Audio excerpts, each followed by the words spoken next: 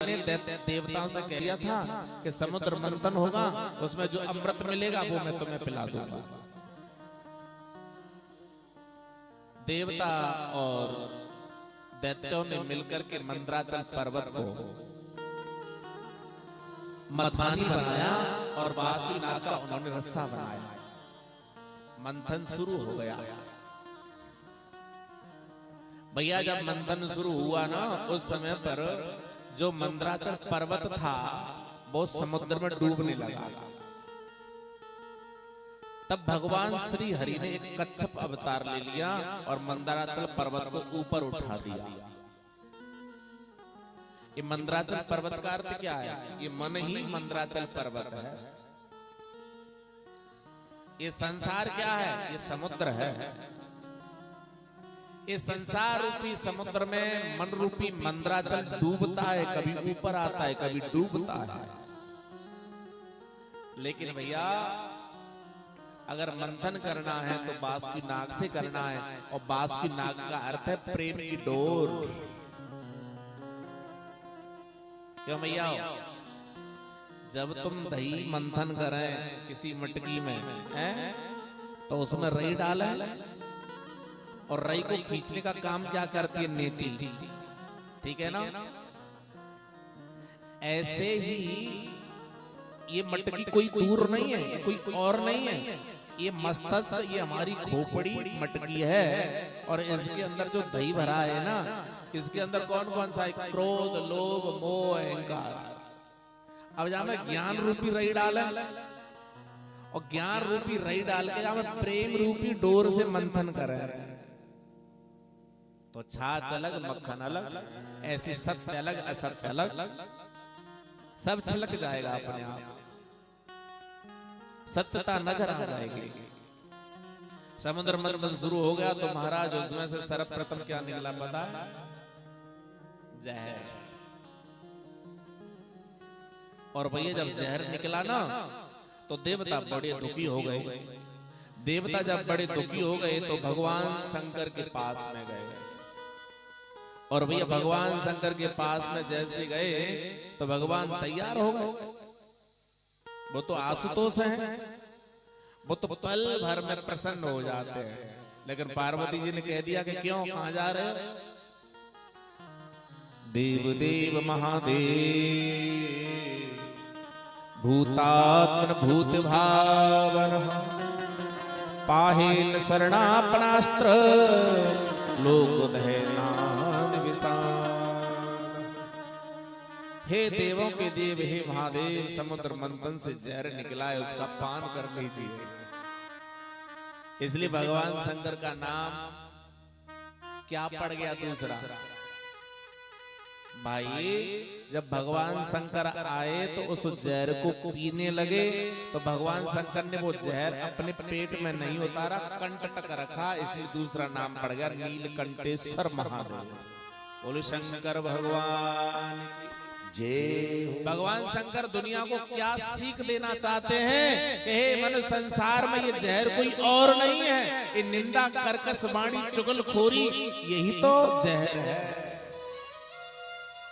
जब आप दुनिया की निंदा सहन करना सीख जाओगे, दुनिया की बुराई सहन करना सीख जाओगे, तो आपको एक दिन अमृत मिल जाएगा। भैया जैसे आप ये कथा करा रहे हैं तो इस कथा में बहुत अड़चन आ रही होगी कराने वालों को, है ना? तो कोई तो ऐसी वाणी बोलता है हमारा दिल में खटक जाती है, लेकिन तुम उसको पचा रहे हैं, उसको कहां तक रख रहे हैं? कंठ तक, पेट में ना उतार रहे भाई, गांठ ना बांध रहे। अगर गांठ बांध लोगे तो जैसे वो है वैसे तुम अंतर ही कर रहे हो।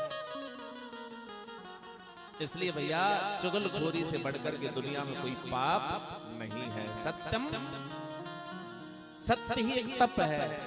पिशुनता यदस्ति किम पात गई। अगर सत्यता है तो पाप करने की कोई आवश्यकता नहीं है प्यारे।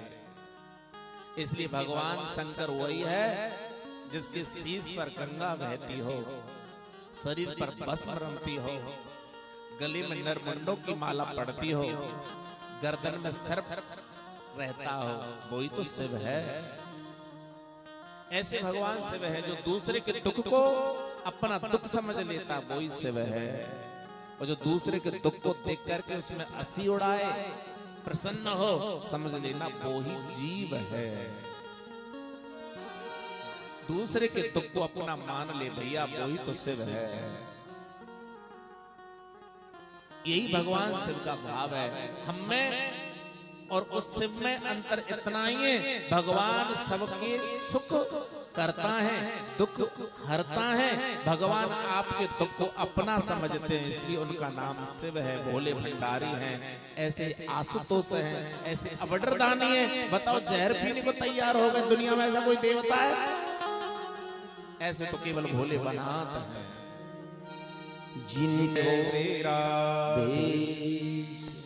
तो भगवान शंकर ने आज जहर का पान किया, दूसरी बार मंथन हुआ तो उसमें से क्या निकला? कामधेनु का।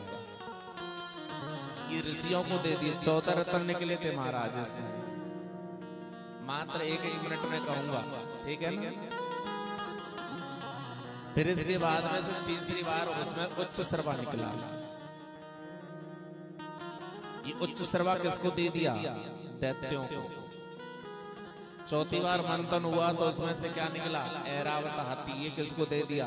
देवताओं को। फिर इसके बाद में से उसमें से रंभा नाम की अप्सरा निकली, ये देवताओं को दे दी। उसमें से छठवीं बार क्या निकला? कल्प वृक्ष। ये देवताओं को दे दिया। सातवीं बार क्या निकला? वारुणी यानी मदरा।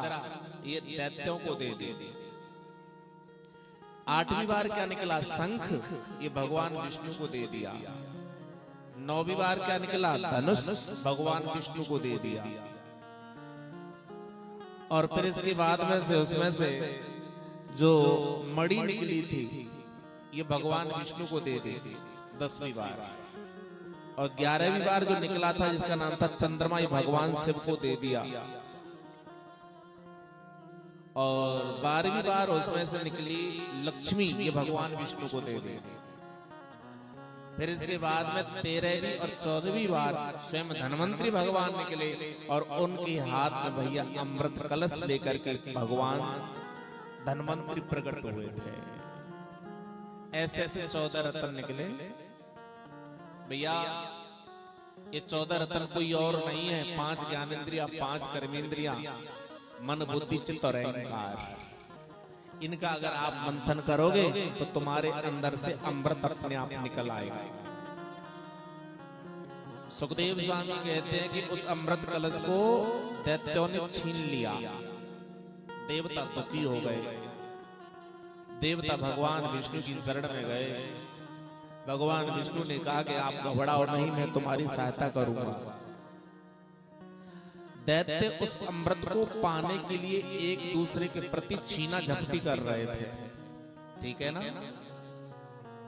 तभी देवताओं का भला करने के लिए भैया श्री हरि मोहिनी अवतार लेकर के प्रकट हो गए। बोली मोहिनी देव भगवान जय।